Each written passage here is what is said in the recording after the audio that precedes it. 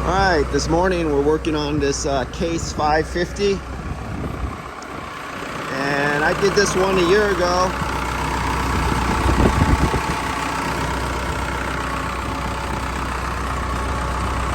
We're a little bit low and it keeps going lower, and it actually set a safety blinking light kind of thing for an indicator.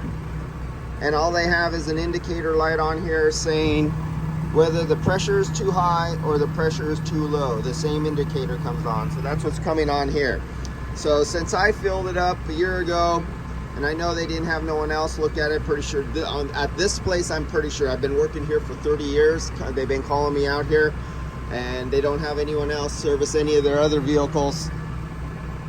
Unless it's an emergency and it's like an engine being taken out of one of the police cars and it was at Ford, and then Ford would do the air conditioning.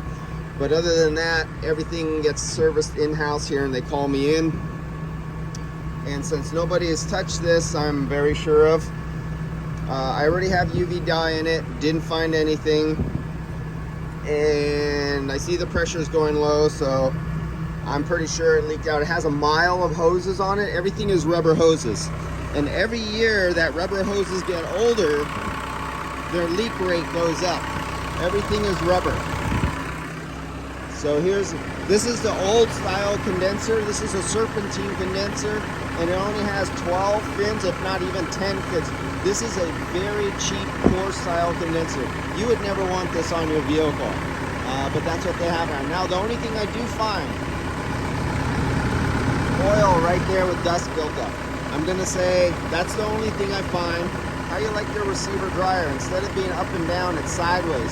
So down here in the bottom, the refrigerant sits like this. The refrigerant's like this.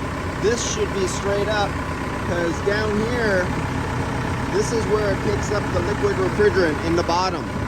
But if the refrigerant ever goes even a little bit low, and the pickup tube is at the bottom down here, you can bring in a little flash gas, and that's not good for efficiency for feeding the expansion valve.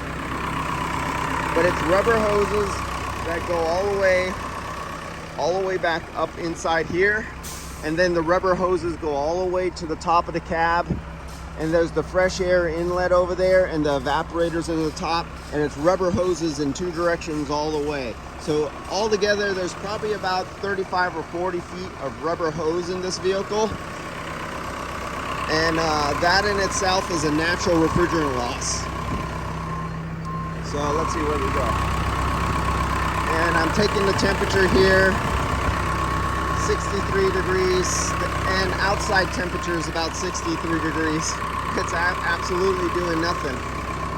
So I'm gonna recover this refrigerant, have them replace that O-ring up front, and we'll fill it back up. And actually, using even my UV dye and my light, I could not pick up any dye at that point up there. Using my refrigerant leak detector, I don't pick up anything. Ultrasonic leak detector, I could even put bubbles up there.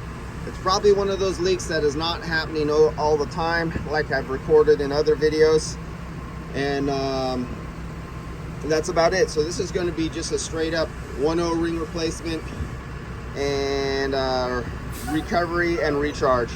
All right, I'll get on to the next procedure, and we'll see what this looks like after I fill it up.